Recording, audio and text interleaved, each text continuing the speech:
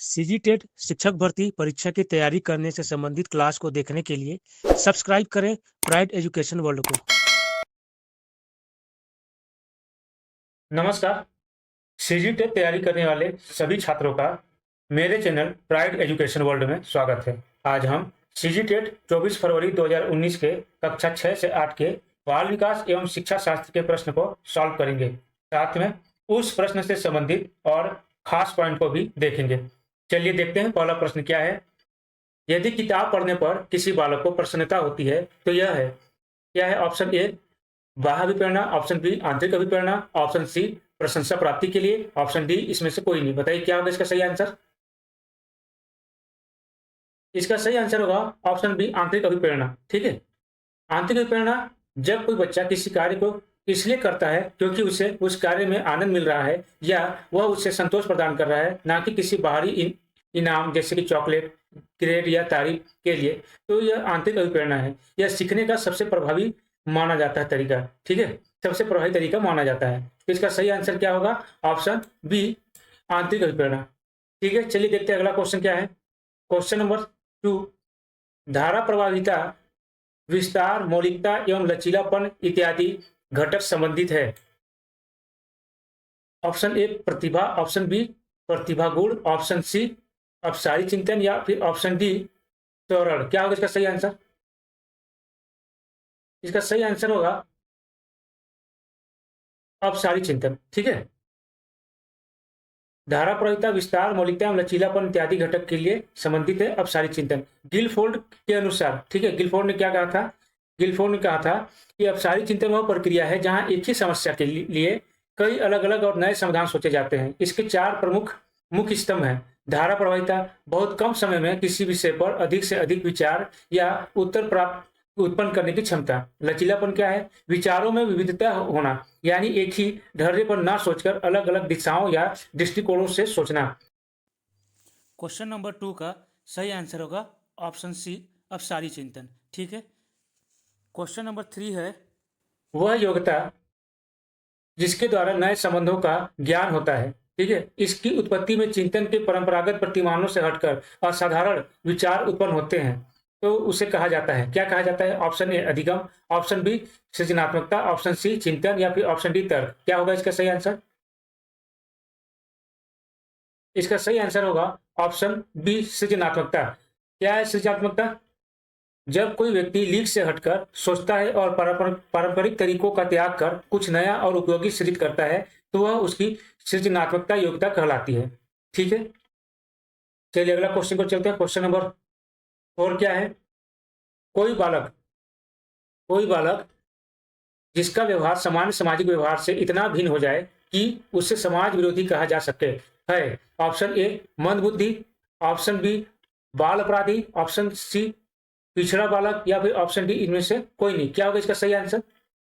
इसका सही आंसर होगा बाल अपराधी। ठीक है, क्या होगा इसका सही आंसर? बाल अपराधी। कानून के अनुसार एक निश्चित, क्या बोल रहे हैं, एक निश्चित आमतौर पर 18 वर्ष से कम के बालक द्वारा किया गया अपराध बाल अपराध कहलाता है। ठीक है ना, ये ध्यान दीजिएगा। चलिए अगला क्वेश्चन देखते हैं। क्वेश्चन नंबर 5 क्या है। सीखने का अर्थ, सीखने का अर्थ है, क्या है? आदतों का अर्जन करना, ज्ञान का अर्जन करना, अभिवृत्तियों का अर्जन करना या ऑप्शन डी ए सभी। क्या होगा इसका सही आंसर? इसका सही आंसर होगा ऑप्शन डी ए सभी। ठीक है, सीखने का अर्थ आदतों का अर्जन करना ये होता ही है, ज्ञान का अर्जन भी है, अभिवृत्तियों का ही अर्जन भी है। ठीक है, क्रो के अनुसार उनके अनुसार अधिगम केवल किताबी ज्ञान नहीं बल्कि यह 3 चीजों का मिश्रण है। कौन कौन सी चीजों का? आदतों का अर्जन करना, व्यवहार में सकारात्मक परिवर्तन, ये ध्यान दीजिएगा, ज्ञान का अर्जन करना, तथ्यों और सूचनाओं का ग्रहण करना, तथ्यों और सूचनाओं को ग्रहण करना, और अभिवृत्तियों का अर्जन करना, किसी चीज की प्राप्ति के लिए अपने दृष्टिकोण या नजरिया को विकसित करना। ठीक है, क्रो के अनुसार है। इसका सही आंसर क्या होगा? Option D. चलिए अगला क्वेश्चन देखते हैं। क्वेश्चन नंबर 6 क्या है। बालकों के विभिन्नताओं के चाहे जो भी कारण हो, वास्तविकता यह है कि विद्यालय को विभिन्न पाठ्यक्रमों के द्वारा उनका सामना करना चाहिए। यह परिभाषा है। ऑप्शन ए स्किनर का, ऑप्शन बी मोर्स एंड विंगो का, ऑप्शन सी क्रो का या फिर ऑप्शन डी जेरिसन एवं अन्य का। क्या होगा इसका सही आंसर? इसका सही आंसर होगा स्किनर का। ठीक है, क्या होगा? स्किनर का। स्किनर का इसका सही आंसर होगा। मोर्स एंड विंगो का नहीं होगा, प्रो एंड प्रो का नहीं होगा, और गैरिसन एम अने का भी नहीं होगा। ठीक है, चलिए देखते हैं अगला क्वेश्चन क्या है। Question number 7। क्वेश्चन नंबर 7 है, प्रोजेक्ट विधि से संबंधित कौन सा कथन सही है? ऑप्शन ए, अनुभव द्वारा सीखना। ऑप्शन बी, शिक्षक एक सुविधादाता के रूप में। ऑप्शन सी, समस्या समाधान, या फिर ऑप्शन डी, उपरोक्त सभी। क्या होगा इसका सही आंसर? इसका सही आंसर होगा उपरोक्त सभी। ठीक है, क्या होगा इसका सही आंसर? उपरोक्त सभी। प्रोजेक्ट विधि के जनक विलियम हेरिंग किलपेट्रिक को जाता है। इन्होंने 1918 में, ध्यान दीजिएगा, 1918 में इस विधि का प्रतिपादन किया था। ठीक है, चलिए अगला क्वेश्चन देखते हैं। क्वेश्चन नंबर 8 क्या है? एक बच्चा 100, ध्यान दीजिएगा, SAW, 100 को वाष्प पढ़ता है, न्यूक्लियर को अनक्लियर पढ़ता है। ठीक है, वो विभेद नहीं कर पाता है। वो निम्न में से पीड़ित है। किससे पीड़ित है? डिसलेक्सिया से, शब्द उछलने का विकार, डिसलेक्सिया से, या डिसमॉर्फिया से। किससे होगा? इसका सही आंसर क्या होगा? इसका सही आंसर होगा ऑप्शन ए, डिसलेक्सिया से। ठीक है, डिसलेक्सिया एक प्रमुख अधिगम अक्षमता है जिसका सीधा संबंध पढ़ने और भाषा समझने की कठिनाई से है। ठीक है, यह कोई मानसिक बीमारी नहीं है, ये बल्कि एक न्यूरोलॉजिकल तंत्रिका तंत्र संबंधी स्थिति है। इसका सही आंसर क्या होगा? Option A, dyslexia. ठीक है, चलिए अगला क्वेश्चन देखते हैं। क्वेश्चन नंबर 9 क्या है? बुद्धि के द्वितत्व सिद्धांत के अनुसार व्यक्ति की बुद्धि का विशिष्ट तत्व अथवा यश तत्व क्या होगा? ठीक है, ध्यान दीजिएगा, बुद्धि के द्वितत्व सिद्धांत के अनुसार व्यक्ति की बुद्धि का विशिष्ट तत्व अथवा यश तत्व। ऑप्शन ए, जन्मजात होता है। ऑप्शन बी, अर्जित किया जा सकता है। ऑप्शन सी, सभी बुद्धिमान व्यक्तियों के समान रूप से में पाया जाता है इसका, या उपरोक्त में से कोई नहीं। क्या होगा इसका सही आंसर? इसका सही आंसर होगा ऑप्शन सी, सभी बुद्धिमान व्यक्तियों में समान रूप से पाया जाता है। ठीक है, जन्मजात इसका आंसर होगा नहीं। अर्जित किया जा सकता है, ये भी नहीं होगा। उपरोक्त में से कोई नहीं, ऐसा नहीं। इसका सही आंसर क्या होगा? ऑप्शन सी, ब्रिटिश मनोवैज्ञानिक चार्ल्स स्पीयरमैन। ध्यान दीजिएगा, ब्रिटिश मनोवैज्ञानिक चार्ल्स स्पीयरमैन 1904 में बुद्धि का द्वितीय सिद्धांत दिया था। उन्होंने व्यक्ति के बुद्धि दो प्रकार के तत्वों से मिलकर बनी होती है, जिसमें जी तत्व और एस तत्व बताया था। ठीक है, यदि एक बालक गणित में बहुत तेज है लेकिन भाषा में औसत है, तो स्पीयरमैन के अनुसार उस बालक का जी तत्व उसे समान बुद्धि दे रहा है, लेकिन यश तत्व गणितीय योग्यता उसे उस विशिष्ट क्षेत्र में दूसरों से आगे बढ़ा रहा है। ठीक है ना, तो इसका ध्यान दीजिएगा, स्पीयरमैन ने द्वितीय सिद्धांत का प्रतिपादन किया था। ठीक है, चलिए अगला क्वेश्चन देखते हैं। क्वेश्चन नंबर 10 क्या है? एक शिक्षक कक्षा 7वीं कक्षा के विद्यार्थियों के कार्य को एकत्रित कर पढ़ने के उपरांत अपने अगले पाठ को विद्यार्थियों की आवश्यकता के अनुरूप समायोजित करता है। वह करता है, ऑप्शन ए क्या है? अधिगम का आकलन। ठीक है, ऑप्शन बी, अधिगम के जैसा आकलन। ऑप्शन सी, अधिगम के लिए आकलन, या ऑप्शन डी, अधिगम पर आकलन। क्या होगा इसका सही आंसर? इसका सही आंसर होगा ऑप्शन सी, अधिगम के लिए आकलन। ठीक है, ये ध्यान दीजिएगा, अधिगम का आकलन इसका आंसर नहीं होगा। अधिगम के जैसा आकलन ये भी नहीं होगा। इसका सही आंसर क्या होगा? अधिगम के लिए आकलन। ठीक है, अधिगम पर आकलन ये भी नहीं होगा। इसका सही आंसर होगा ऑप्शन सी। चलिए अगला क्वेश्चन देखते हैं। क्वेश्चन नंबर 11 है, अधिगम के लिए निम्नलिखित में सर्वाधिक आवश्यक है। क्या है? ऑप्शन ए, उत्तम पालक बालक संबंध, उच्च बुद्धिमत्ता, उत्तम विद्यालय वातावरण, या डी, सीखने की इच्छा। क्या होगा इसका सही आंसर? इसका सही आंसर होगा सीखने की इच्छा। उत्तम पालक बालक संबंध नहीं, उच्च बुद्धिमत्ता ये भी नहीं होगा, उत्तम विद्यालय वातावरण ये भी नहीं होगा। सीखने की इच्छा, यदि बालक स्वयं सीखने के लिए तत्पर या उत्सुक नहीं है तो उसे दुनिया के सबसे अच्छे वातावरण या उच्च बुद्धिमत्ता के बावजूद भी प्रभावी ढंग से सिखाया नहीं जा सकता है। ठीक है, इसे तत्परता का नियम भी कहा जाता है, जिसे थॉर्नडाइक ने दिया था। ध्यान दीजिएगा, तत्परता का नियम जो है, तत्परता के नियम को कौन दिया था? थॉर्नडाइक ने। ये बहुत इंपॉर्टेंट क्वेश्चन है, अक्सर ये पूछता है, ये ध्यान दीजिएगा। ठीक है, चलिए अगला क्वेश्चन देखते हैं। क्वेश्चन नंबर 12 क्या है? विद्यार्थी कक्षा में स्वतंत्रता पूर्वक अंतर क्रिया करेंगे यदि वह, ऑप्शन ए है, सही भौतिक सुविधाएं हों। ठीक है, ऑप्शन बी, कड़ा अनुशासन, ऑप्शन सी, प्रजातांत्रिक वातावरण, या फिर ऑप्शन डी, इनमें से कोई नहीं। क्या होगा इसका सही आंसर? इसका सही आंसर होगा ऑप्शन सी, प्रजातांत्रिक वातावरण। ठीक है, सही भौतिक सुविधा इसका आंसर नहीं होगा, कड़ा अनुशासन भी नहीं होगा। तो इसका सही आंसर क्या होगा? ऑप्शन सी, प्रजातांत्रिक वातावरण। चलिए अगला क्वेश्चन देखते हैं। क्वेश्चन नंबर 13 क्या है? कौन सा कारक शिक्षण अधिगम प्रक्रिया से संबंधित नहीं है? ध्यान दीजिएगा क्वेश्चन को।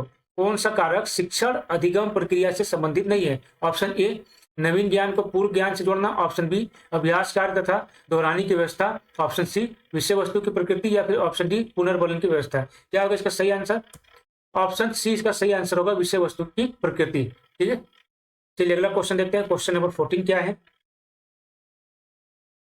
किसी विद्यार्थी के अवांछित व्यवहार को सुधारने के लिए सर्वाधिक प्रभावी विधि है? ऑप्शन ए विद्यार्थी को दंडित करना, ऑप्शन बी उसे सूचित करना, या फिर ऑप्शन सी अवांछित व्यवहार के कारणों का पता लगाकर ठीक करना, या फिर ऑप्शन डी ध्यान न देना, उपेक्षा करना। क्या होगा इसका सही आंसर?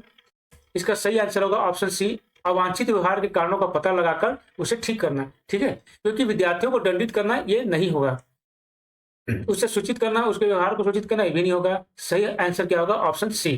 ठीक है, चलिए अगला क्वेश्चन देखते हैं। क्वेश्चन नंबर 15 क्या है? अस्वाभाविक उत्तेजक के प्रति, ध्यान दीजिएगा, अस्वाभाविक उत्तेजक के प्रति स्वाभाविक उत्तेजक के समान अनुक्रिया करना सीखना ही अधिगम है। ठीक है, यह कथन किस अधिगम पर सिद्धांत पर आधारित है? यह कथन किस अधिगम सिद्धांत पर आधारित है? क्या होगा इसका सही आंसर? ऑप्शन ए प्रयास एवं त्रुटि का सिद्धांत, ऑप्शन बी परंपरागत अनुबंध अनुक्रिया का सिद्धांत, ऑप्शन सी सक्रिय अनुबंध अनुक्रिया का सिद्धांत, या ऑप्शन डी अधिगम का क्षेत्र सिद्धांत। क्या होगा इसका सही आंसर?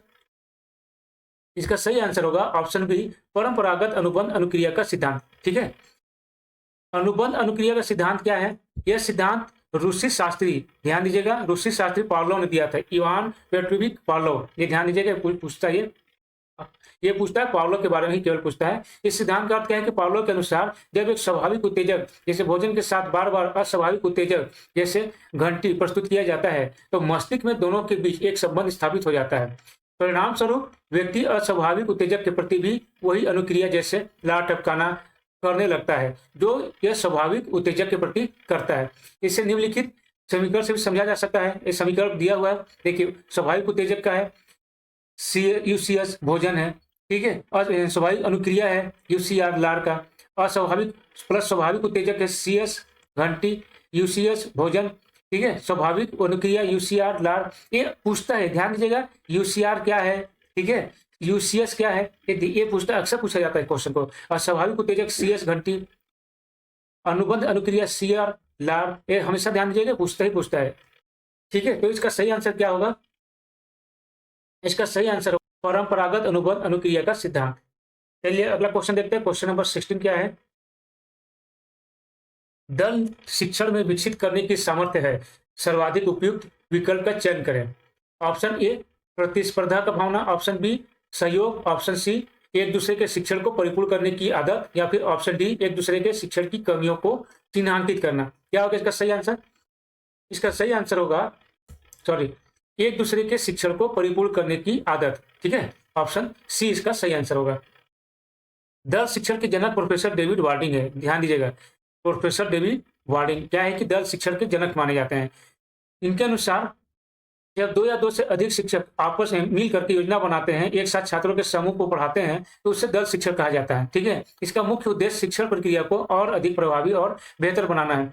इस विधि में प्रत्येक शिक्षण अपने विषय की विशेषज्ञता का लाभ छात्रों को देता है। ठीक है, दल शिक्षण का अन्य नाम क्या हो सकता है? टोली शिक्षण, टीम टीचिंग या समूह शिक्षण। ये ध्यान दीजिएगा, ये से भी पूछ देता है, तो आपको इसको भी ध्यान देना है। ठीक है, चलिए अगला क्वेश्चन देखते हैं। क्वेश्चन नंबर 17 क्या है? बच्चों में पिछड़ेपन का कारण क्या हो सकता है? दृष्टि दोष, निर्धनता, दोषपूर्ण पाठ्यक्रम, या फिर ये सभी। क्या होगा इसका सही आंसर? इसका सही आंसर होगा ये सभी। बच्चों में पिछड़ेपन का कारण क्या हो सकता है? दृष्टि दोष हो सकता है, निर्धनता भी हो सकता है, जो बच्चा गरीब होगा वो पिछड़ेपन का कारण तो बन ही जाएगा, गरीबी उसका। दोषपूर्ण पाठ्यक्रम भी उसका पिछड़ेपन का कारण हो सकता है। बच्चों में पिछड़ेपन का कारण दृष्टि दोष, निर्धनता, दोषपूर्ण पाठ्यक्रम हो सकता है। पिछड़े बालक से तात्पर्य ऐसे बालक से हो सकता है जो बुद्धि, शिक्षा इत्यादि में अपने समकक्षों के काफी पीछे रहते हैं। ठीक है, चलिए अगला क्वेश्चन देखते हैं। क्वेश्चन नंबर 18 क्या है? कार्य को आरंभ करने, जारी रखने और नियमित करने की प्रक्रिया को हम कहेंगे, क्या कहेंगे? कार्य को आरंभ करने, जारी रखने और नियमित करने की प्रक्रिया को क्या कहते हैं? क्या अधिगम कहेंगे, अभिप्रेरणा कहेंगे, आदत कहेंगे, या फिर ऑप्शन डी परिपक्वता, क्या कहेंगे? इसका सही आंसर क्या होगा? इसका सही आंसर होगा ऑप्शन बी अभिप्रेरणा। ठीक है, समानता अभिप्रेरणा व्यक्ति के व्यवहार को उत्तेजित करती है। ठीक है, अभिप्रेरणा व्यवहार अर्जित तथा जागृत होता है। अभिप्रेरित व्यवहार अर्जित और जागृत होता है। तो इसका सही आंसर क्या होगा? अभिप्रेरणा, ऑप्शन बी। चलिए अगला क्वेश्चन देखते हैं। क्वेश्चन नंबर 19 क्या है? प्रकृति एवं पोषण संकेत करते हैं। क्या संकेत करते हैं? आंतरिक एवं बाह्य वातावरण, ऑप्शन बी स्वभाव एवं चरित्र, ऑप्शन सी बाह्य लक्षण एवं स्वभाव, या फिर ऑप्शन डी वंशानुक्रम एवं वातावरण। क्या होगा इसका सही आंसर? इसका सही आंसर होगा ऑप्शन डी वंशानुक्रम एवं वातावरण। ठीक है, चलिए इसका अगला क्वेश्चन देखते हैं। क्वेश्चन नंबर 20 क्या है? निम्नलिखित में से खुली पुस्तक परीक्षा प्रणाली का सर्वाधिक महत्वपूर्ण लक्षण है। क्या लक्षण होगा? ऑप्शन ए, यह विद्यार्थियों को गंभीर होने में मदद करती है। ऑप्शन बी, यह कक्षा में उपस्थिति को सुधारने में मदद करती है। ऑप्शन सी, यह विद्यार्थियों में परीक्षा के प्रति दुश्चिंता को कम करती है। या फिर ऑप्शन डी, यह विद्यार्थियों को सोचने के लिए बाध्य करती है। क्या होगा इसका सही आंसर? इसका सही आंसर होगा ऑप्शन डी, यह विद्यार्थियों को सोचने के लिए बाध्य करती है। जो खुली पुस्तक परीक्षा प्रणाली है ये विद्यार्थियों को सोचने के लिए बाध्य करती है। ये ध्यान दीजिएगा, ये पूछता ही है। यद्यपि खुली पुस्तक प्रणाली के कई लाभ हैं, लेकिन शिक्षा शास्त्र की दृष्टि से इसका सबसे और प्रभावी मुख्य लक्षण उच्च स्तरीय चिंतन क्षमता को परखना होता है। ठीक है, इसमें क्या होता है? रटने की जो प्रवृत्ति का है वो अंत हो जाता है। विश्लेषणात्मक सोच की चूंकि जानकारी जो होती है ना किताब में उपलब्ध है, इसलिए परीक्षा का उद्देश्य छात्र की याददाश्त को नहीं बल्कि उसके सूचनाओं को उपयोग करने की कौशल को जांचना होता है। सृजनात्मकता क्या है? छात्र को विभिन्न तथ्यों के बीच संबंध स्थापित करने एवं शब्दों में निष्कर्ष निकालने के लिए मजबूर होना पड़ता है, जिससे उनकी सोचने की शक्ति बढ़ती है। ठीक है, तो खुली पुस्तक प्रणाली के बारे में क्वेश्चन पूछता है, इसको ध्यान दीजिएगा। इसका सही आंसर होगा ऑप्शन डी, ये विद्यार्थियों को सोचने के लिए बाध्य करता है। ठीक है, चलिए अगला क्वेश्चन देखते हैं। क्वेश्चन नंबर 21 क्या है? जब शिक्षक बच्चों के समूह का एक अभिन्न अंग बनकर उनके व्यवहार की जानकारी लेता है तो यह है। उदाहरण, किस चीज का उदाहरण है? अनौपचारिक निरीक्षण, असहयोग सहभागी निरीक्षण, सी औपचारिक निरीक्षण, या फिर डी सहभागी निरीक्षण। क्या होगा इसका सही आंसर? इसका सही आंसर होगा ऑप्शन डी सहभागी निरीक्षण। जब शिक्षक बच्चों के समूह का एक अभिन्न अंग बनकर उनके व्यवहार की जानकारी लेता है तो इसका सही आंसर क्या होगा? सहभागी निरीक्षण करता है, उनके साथ मिलकर निरीक्षण करता है कि बच्चों की एक्टिविटी क्या चल रही है। ठीक है, ये ध्यान देते हैं बच्चों का एक्टिविटी क्या है। चलिए अगला क्वेश्चन देखते हैं। क्वेश्चन नंबर 22 क्या है? एक शिक्षक पाठ पढ़ाने से पहले बच्चों में प्रश्न पूछकर उनमें रुचि और जिज्ञासा उत्पन्न करता है। यहाँ किस नियम का उपयोग किया जा रहा है? ठीक है, ऑप्शन ए प्रभाव का नियम, ऑप्शन बी अभ्यास का नियम, ऑप्शन सी तत्परता का नियम, या फिर ऑप्शन डी समानता का नियम। क्या होगा इसका सही आंसर? इसका सही आंसर होगा तत्परता का नियम। एक शिक्षक पाठ पढ़ाने से पहले बच्चों को प्रश्न पूछकर उनमें रुचि और जिज्ञासा उत्पन्न करता है। यह किस नियम का उपयोग किया जा रहा है? ये नियम है तत्परता का नियम। तत्परता का नियम को किसने दिया था? थांडाइक ने दिया था, एडवर्ड ली थांडाइक। ध्यान दीजिएगा, इनका पूरा नाम एडवर्ड ली थांडाइक है। जब कोई व्यक्ति सीखने के लिए मानसिक रूप से तैयार होता है तभी वह प्रभावी ढंग से सीख पाता है। ठीक है, यही तत्परता का नियम है। चलिए अगला देखते हैं, ध्यान दीजिएगा, बहुत आईएमपी तत्परता का जो नियम है इस नियम को मैं आईएमपी करता हूं, ये आईएमपी क्वेश्चन में आता ही आता है। चलिए अगला क्वेश्चन देखते हैं। क्वेश्चन नंबर 23 क्या है? छिपी हुई वस्तुएं ढूंढ निकालना इस बात का संकेत है कि शिशु निम्नलिखित में से किस संज्ञानात्मक कार्य में दक्षता प्राप्त करने लगा है? ऑप्शन ए साभिप्राय व्यवहार करता, ऑप्शन बी वस्तु स्थायित्व, ऑप्शन सी समस्या समाधान, या फिर ऑप्शन डी प्रयोग। क्या होगा? ऑप्शन ए है साभिप्राय व्यवहार करता, ऑप्शन बी वस्तु स्थायित्व, ऑप्शन सी समस्या समाधान, या फिर ऑप्शन डी प्रयोग करना। क्या होगा इसका सही आंसर? इसका सही आंसर होगा वस्तु स्थायित्व। ठीक है, छिपी हुई वस्तुएं ढूंढ निकालना इस बात का संकेत है कि शिशु निम्नलिखित में से संज्ञानात्मक कार्य में दक्षता प्राप्त करने लगा है। संज्ञानात्मक क्या है? यह अवधारणा स्विट्जरलैंड के प्रसिद्ध मनोवैज्ञानिक जीन पियाजे ने संज्ञानात्मक सिद्धांत दिया था। ठीक है, संज्ञानात्मक विकास का सिद्धांत किसने दिया था? जीन पियाजे ने। ध्यान दीजिएगा, बहुत इंपॉर्टेंट है चैप्टर जीन पियाजे का। वस्तु स्थायित्व क्या है? यह वह समझ है जिसके माध्यम से शिशु यह जान जाता है कि वस्तुएं तब भी अस्तित्व में रहती हैं जब वे दिखाई या सुनाई या महसूस नहीं देती। ठीक है, सरल शब्दों में नजर से ओझल होने का मतलब है अस्तित्व का खत्म नहीं होना। ठीक है, तो वस्तु स्थायित्व का मतलब यह होता है, और इसका सिद्धांत किसने, संज्ञानात्मक विकास का सिद्धांत किसने दिया है? जीन पियाजे ने। ध्यान दीजिएगा, आईएमपी क्वेश्चन है, जीन पियाजे के बारे में अक्सर क्वेश्चन पूछता है। चलिए अगला क्वेश्चन देखते हैं। क्वेश्चन नंबर 24 क्या है? यदि कोई विद्यार्थी प्रश्न पत्र के किसी प्रश्न के संबंध में पूछताछ करना चाहता है तब ऑप्शन ए क्या है? आप मुद्रा त्रुटि को स्पष्ट कर देंगे, आप संबंधित विषय शिक्षक को सूचित करेंगे। आप उसे तब तक प्रतीक्षा करने की सलाह देंगे जब तक त्रुटि सुधार निर्धारित ना हो जाए। या फिर ऑप्शन डी, उग्र होकर कहेंगे कि उसे जैसा समझ में आता है वैसा करे। क्या होगा इसका सही आंसर? इसका सही आंसर होगा ऑप्शन सी, उसे तब तक प्रतीक्षा करने की सलाह देंगे जब तक कि त्रुटि सुधार निर्धारित ना हो जाए। ठीक है, क्योंकि आप मुद्रा त्रुटि को स्पष्ट कर देंगे ये नहीं होगा। ठीक है, आप संबंधित विषय शिक्षक को सूचित करेंगे, ये समय लग जाएगा। ठीक है, सूचित करते तक तो आप उसको क्या बोलेंगे कि आप उसको प्रतीक्षा करने की सलाह देंगे और त्रुटि सुधार निर्धारित तक जब तक हो ना जाए। ठीक है, चलिए अगला क्वेश्चन देखते हैं। क्वेश्चन नंबर 25 क्या है? निम्नांकित में से मूल्यांकन को प्रदर्शित करता है। क्या है? ऑप्शन ए है, राम ने 200 में से 45 अंक प्राप्त किए।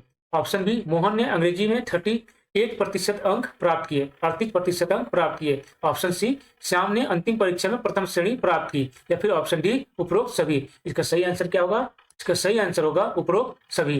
मूल्यांकन पद्धति जो है एक ऐसी व्यापक और निरंतर चलने वाली प्रक्रिया है जिसके माध्यम से हम यह जान जाते हैं कि शिक्षा के निर्धारित उद्देश्यों को किस सीमा तक प्राप्त किया जा गया है। ठीक है, सरल शब्दों में कहें कि यह केवल अंकों की जांच नहीं बल्कि बालक के सर्वांगीण विकास की लेखा जोखा पद्धति है। ठीक है, आधुनिक शिक्षा प्रणाली में मूल्यांकन के 3 मुख्य प्रकार हैं। कौन कौन सा? निर्माणात्मक मूल्यांकन, योगात्मक मूल्यांकन और निदानात्मक मूल्यांकन। यह शिक्षण के दौरान होता है, जैसे कक्षा में प्रश्न पूछना या साप्ताहिक टेस्ट। इसका उद्देश्य सुधार करना है। योगात्मक है, इसमें क्या है, यह सत्र के अंत में होता है, जैसे वार्षिक परीक्षा। इसका उद्देश्य परिणाम या ग्रेड देना होता है। निदानात्मक क्या होता है? इसका प्रयोग छात्र के विशिष्ट कठिनाइयों या कमजोरियों के कारणों को जानने के लिए किया जाता है। ठीक है, तो ये ध्यान दीजिएगा कि मूल्यांकन पद्धति के मुख्यतः कितने प्रकार होते हैं? 3 प्रकार होते हैं, ये पूछता है। इसको भी मैं IMP करता हूं। और 3 प्रकार कौन कौन से हैं ये आपने दिखा है, निर्माणात्मक मूल्यांकन, योगात्मक मूल्यांकन और निदानात्मक मूल्यांकन। ठीक है, चलिए अगला क्वेश्चन देखते हैं। क्वेश्चन नंबर 26 क्या है? आंतरिक कक्षा कक्ष कारक जो अधिगम को प्रभावित करता है, क्या है? ऑप्शन ए, रुचि। ऑप्शन बी, अभिप्रेरणा। ऑप्शन सी, मानसिक थकान। या ऑप्शन डी, ये सभी। क्या होगा इसका सही आंसर?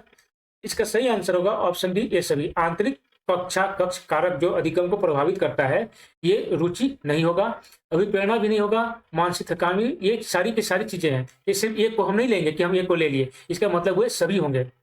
ठीक है, इसको हम पूरे को लेंगे, किसी एक को हम बोलेंगे कि ये होगा, ऐसा नहीं है, इसको हम पूरे को लेंगे। ठीक है, चलिए अगला क्वेश्चन देखते हैं। क्वेश्चन नंबर 27, चित्र पूर्णता परीक्षा एवं कोल ब्लॉक डिजाइन परीक्षा बालक के खाली स्थान को जानने के लिए उपयोग की जाती है। क्या है? ऑप्शन ए, रुचि। ऑप्शन बी, अभिक्षमता। ऑप्शन सी, बुद्धि। ऑप्शन डी, अभिवृत्ति। क्या होगा इसका सही आंसर? इसका सही आंसर होगा बुद्धि। ठीक है, ये दोनों परीक्षण अशाब्दिक या निष्पादन बुद्धि परीक्षण की श्रेणी में आते हैं। ठीक है, चित्र पूर्णता परीक्षा क्या होता है? इस परीक्षा में बालक को कुछ ऐसे चित्र दिखाए जाते हैं जिनमें एक भाग अधूरे या गायब होता है। बालक को अपनी बुद्धि का प्रयोग कर यह पहचानना होता है कि चित्र का कौन सा हिस्सा गायब है। ठीक है, यह बालक की अवलोकन शक्ति या तार्किक क्षमता को मापता है। ध्यान दीजिएगा, यह बालक की किसकी क्षमता को नापता है? तार्किक शक्ति या अवलोकन क्षमता को। ठीक है, कोल ब्लॉक डिजाइन परीक्षण। कोल ब्लॉक डिजाइन परीक्षण क्या है? इसका प्रतिपादन SC कोह ने किया था। ठीक है ना, ये ध्यान दीजिएगा, कौन किया था? SC कोह ने। इसमें किया था। इसमें क्या बोला? रंगीन लकड़ी के घनों का उपयोग किया जाता है। बालक को एक कार्ड पर बना हुआ डिजाइन दिखाया जाता है, उसे उन ब्लॉकों की मदद से वैसा ही डिजाइन तैयार करना होता है। यह स्थानिक बुद्धि या एकाग्रता की जांच होती है। ये ध्यान दीजिएगा, स्थानिक बुद्धि या एकाग्रता की जांच होती है। ठीक है, इसका सही आंसर क्या होगा? बुद्धि।